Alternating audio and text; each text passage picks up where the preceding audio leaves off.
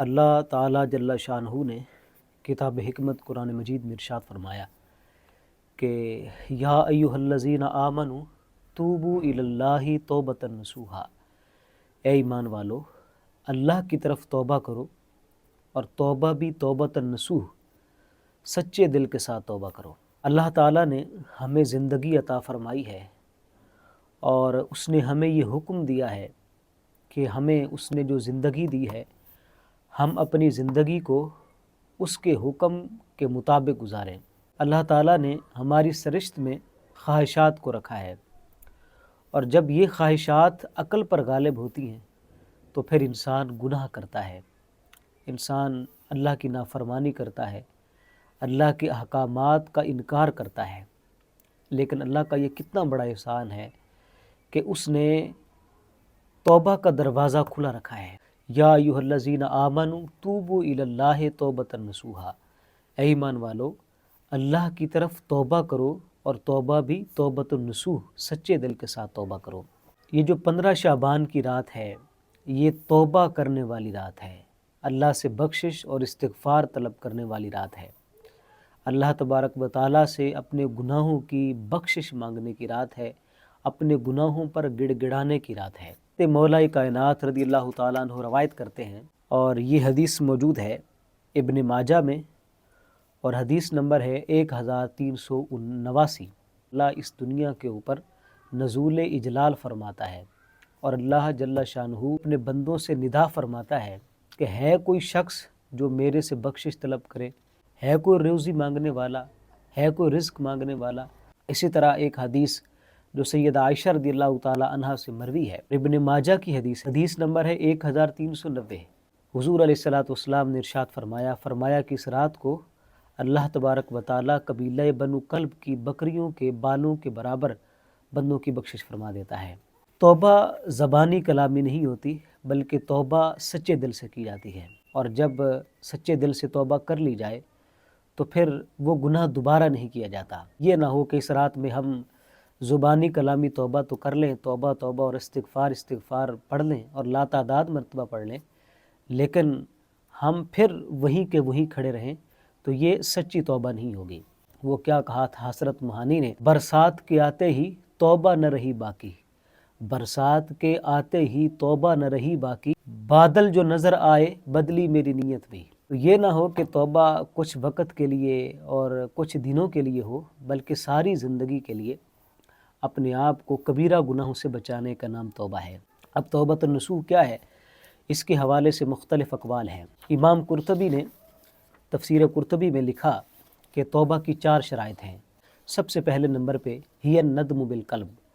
امام قرطبی کہتے ہیں کہ توبہ دل کی شرمندگی کا نام ہے، کیونکہ گناہ ہوتا ہی وہی ہے جیسے حدیث میں بیان کیا گیا کہ جو تیرے دل میں کھٹکے وہ گناہ ہے۔ دوسری شرط ترک المعصیت فی الحال، یعنی اسی وقت اس گناہ کو ترک کرنے کا نام توبہ ہے۔ والعزم الا یعود الی مثلھا، اس گناہ کو کبھی نہ کرنے کا ارادہ کہ اس گناہ کی طرف پلٹ کے واپس نہ آنا، یہ توبہ کہلاتا ہے۔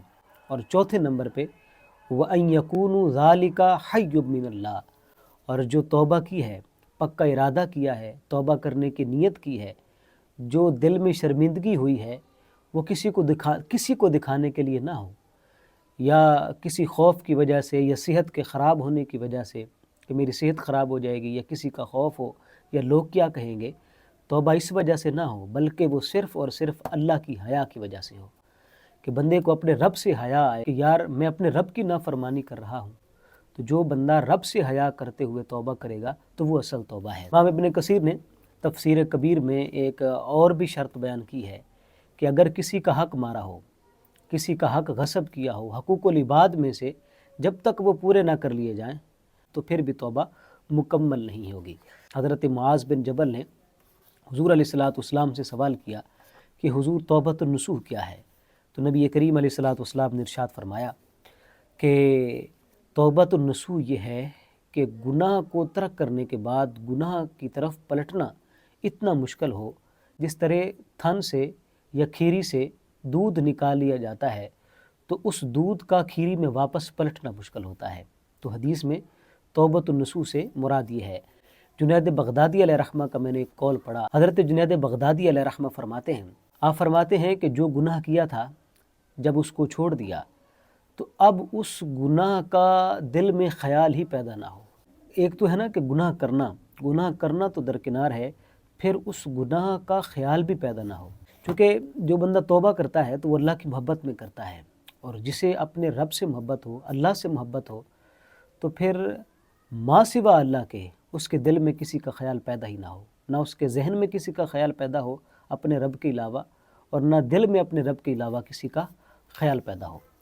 قرآن مجید میں توابین جو توبہ کرنے والے ہیں ان کو بہت پسند فرمایا گیا. فرمایا ان اللہ یحب التوابین و یحب المتطہرین، بے شک اللہ تبارک و تعالی توبہ کرنے والوں کو پسند فرماتا ہے اور پاکیزہ لوگوں کو پسند فرماتا ہے. اور احادیث مبارکہ میں اس کی بڑی فضیلت بیان کی گئی. فرمایا التائب من الذنب کمن لا ذنب لہ، فرمایا گناہوں سے توبہ کرنے والا ایسے ہے جیسے کہ اس نے گناہ کیا ہی نہ ہو. اور جب کوئی شخص توبہ کرتا ہے تو اللہ جل شانہ اتنا خوش ہوتا ہے کہ حضور علیہ الصلوۃ والسلام نے اس کا تذکرہ ایک مثال سے بیان فرمایا کہ ایک شخص صحرا میں سفر کر رہا تھا. رستانے کے لیے اس نے اپنا اونٹ کھلا چھوڑ دیا اور وہ خود سو گیا. کچھ دیر کے بعد جب اس کی آنکھ کھلی تو اس نے دیکھا کہ نہ اس کا اونٹ موجود ہے اور نہ اس کا ساز و سامان موجود ہے. تو وہ بیچارہ بہت پریشان ہوا کہ صحرا میں اگر سواری گم ہو جائے یا ساز و سامان ہی موجود نہ ہو تو پھر یہ سراسر موت ہوتی ہے. تو وہ پریشانی کی حالت میں موت کے انتظار میں بیٹھ گیا. اچانک اس نے دیکھا کہ اس کا اونٹ اور اوپر اس کا ساز و سامان وہ اس کے سامنے کھڑا ہے. تو وہ اتنا خوش ہوا کہ اس نے خوشی کی حالت میں کہا کہ اے اللہ، تو میرا بندہ ہے اور میں تیرا رب ہوں. حالانکہ اس نے کہنا کیا تھا کہ اللہ تو میرا رب ہے اور میں تیرا بندہ ہوں، لیکن اس کو اتنی خوشی ہوئی کہ حالت فرحت میں، حالت مسرت میں اس نے یہ کہنا شروع کر دیا کہ اے اللہ، تو میرا بندہ ہے اور میں تیرا رب ہوں.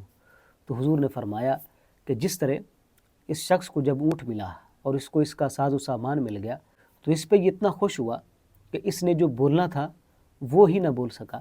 تو حضور نے فرمایا جس طرح اس شخص کو اس کا اونٹ ملنے کی وجہ سے خوشی ہوئی، تو فرمایا جب کوئی بندہ گناہ کے بعد اللہ کی بارگاہ میں توبہ کرتا ہے تو اللہ جل شانہ اس سے زیادہ اپنے بندے سے خوش ہوتا ہے. اچھا، وہ یہ نہیں دیکھتا کہ میرے بندے نے گناہ کتنے کیے ہیں، بلکہ اس کی رحمت بہت وسیع ہے. وہ گناہوں کو بھی مٹاتا ہے اور ان گناہوں کو نیکیوں میں بھی بدل دیتا ہے. اسی کی حدیث ہے اور حدیث نمبر ہے 3540 اور حدیث قدسی ہے. اور جب میں یہ حدیث پڑھ رہا تھا تو اس حدیث نے میرے اوپر ایک سرشاری کی کیفیت پیدا کر دی. اور اس حدیث میں بیان کیا گیا کہ اللہ تبارک و تعالیٰ فرماتا ہے کہ اے ابن آدم، تم اتنے گناہ کرو کہ تمہارے گناہ آسمانوں کو چھونے لگیں. لیکن فرمایا اگر تم پھر اللہ کی بارگاہ میں توبہ کرو تو اللہ جل شانہ تمہارے سارے گناہوں کو معاف فرما دے گا.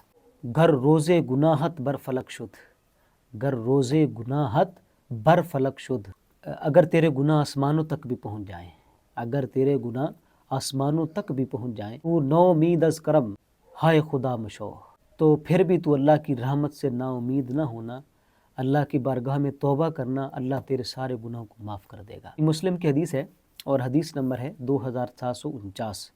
حضور علیہ الصلوۃ والسلام نے ارشاد فرمایا کہ اگر تم گناہ نہ کرو تو اللہ تمہاری جگہ پہ ایک ایسی قوم کو لے آئے جو گناہ کریں، اور گناہ کرنے کے بعد اللہ کی بارگاہ میں توبہ کریں تو اللہ ان کے اگلے پچھلے سارے گناہوں کو معاف فرما دے. صحیح مسلم کی 2766 نمبر حدیث میں بنی اسرائیل کے ایک ایسے شخص کا واقعہ بیان کیا گیا ہے. حضور نے اس کو بیان فرمایا کہ جس نے 99 قتل کیے تھے، اور 99 قتل کرنے کے بعد وہ ایک عالم کے پاس گیا اور اس نے کہا کہ میں توبہ کرنا چاہتا ہوں. تو وہ عالم آسانیاں پیدا کرنے والے عالم نہیں تھے بلکہ مشکلات پیدا کرنے والے عالم تھے. تو انہوں نے کہا کہ تمہاری توبہ قبول نہیں ہے. اس نے کہا اچھا، میری توبہ قبول نہیں ہے تو میں 100 کر لیتا ہوں. اس نے ان کو بھی قتل کر دیا. پھر وہ علماء ربانیین میں سے ایک عالم کے پاس گیا اور کہنے لگا کہ میں نے اتنے قتل کیے ہیں تو کیا میری توبہ ہو سکتی ہے؟ تو انہوں نے کہا ہاں، کیوں نہیں ہو سکتی، اللہ کی رحمت تو وسیع ہے.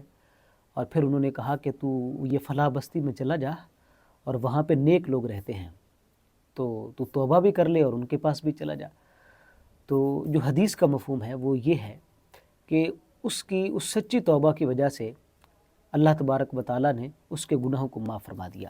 روض الریاحین میں عبد الرحمن سلمی نے بیان کیا، بارش نہیں ہو رہی تھی تو حضرت موسیٰ علیہ السلام نے اللہ کی بارگاہ میں عرض کی کہ اللہ بارش عطا کر دی جائے، تو اللہ نے فرمایا کہ ساری قوم کو لے لیجئے، ایک میدان میں جمع کیجئے اور میرے سے بارش مانگیں۔ تو حضرت موسیٰ علیہ السلام نے اپنی قوم کو لیا اور ایک میدان میں گئے، بارش مانگی لیکن بارش نہ ہوئی، تو اللہ کی بارگاہ میں عرض کی اے اللہ بارش نہیں ہو رہی، تو اللہ نے فرمایا کہ تمہاری قوم میں ایک ایسا شخص ہے جو 40 سال سے گناہ کر رہا ہے، تو جب تک وہ تمہاری قوم سے باہر نہیں نکل جاتا تو اس وقت تک بارش نہیں ہوگی۔ تو حضرت موسیٰ علیہ السلام نے وہاں پہ اعلان کیا اور آپ نے فرمایا کہ میری قوم میں سے ایک ایسا شخص ہے جو 40 سال سے گناہ کر رہا ہے، تو جب تک وہ یہاں سے نہیں نکلے گا بارش عطا نہیں ہوگی۔ تو اس نے وہیں کھڑے کھڑے توبہ کی اللہ کی بارگاہ میں اور کہا کہ اللہ میں سارے گناہوں کی توبہ کرتا ہوں، آئندہ نہیں کروں گا، تو اللہ نے فوراً بارش عطا فرما دی۔ حضرت موسیٰ علیہ السلام نے عرض کی اللہ وہ بندہ یہاں سے نکلا تو نہیں ہے لیکن پھر بھی بارش عطا کر دی گئی، تو وجہ کیا ہے؟ تو اللہ جل شانہ نے فرمایا کہ اس بندے نے میرے سے اپنے گناہوں کی بخشش مانگی تو میں نے اس کو معاف کر دیا۔ حضرت موسیٰ علیہ السلام نے اللہ کی بارگاہ میں عرض کی کہ اللہ میں اس بندے کو دیکھنا چاہتا ہوں کہ جس کی توبہ تو نے قبول کی ہے۔ اللہ تبارک و تعالیٰ نے فرمایا اے موسیٰ 40 سال تک میں نے جس کے گناہوں کو لوگوں پر عیاں نہیں کیا تو آج کیسے ہو سکتا ہے کہ میں تمہارے سامنے اپنے بندے کے گناہوں کو ظاہر کر دوں؟ تو اللہ بڑا رحیم ہے، اللہ بڑا ہی کریم ہے، وہ اپنے گناہگار بندوں کو بخشتا ہے، اس کی رحمت بڑی وسیع ہے۔ تو ہمیں واپس پلٹ کے اپنے رب کی بارگاہ میں آ جانا چاہیے۔ بیا بیا ہر آنچ ہستی بیا، آجا واپس پلٹ کے آجا، ہر کافر و گبر و بت پرستی بیا، تو کافر ہے، بت پرست ہے، مجوسی ہے، جو بھی ہے اپنے رب کی بارگاہ میں آجا۔ بیا بیا ہر آنچ ہستی بیا، آجا آجا واپس پلٹ کے آجا، کر کافر و گبر و بت پرستی بیا، تو کافر ہے، مجوسی ہے، بت پرست ہے، جو بھی ہے اپنے رب کی بارگاہ میں آجا۔ ای درگاہ ما درگاہ نو امیدی نیست، یہ وہ درگاہ ہے جہاں پہ نو امیدی نہیں ہے۔ 100 بار اگر توبہ شکستی بیا، تو 100 بار بھی توبہ توڑے لیکن پھر بھی اپنے رب کی بارگاہ میں آجا، اللہ تیرے سارے گناہوں کو معاف کر دے گا۔ توبہ کا دروازہ تو کھلا ہے۔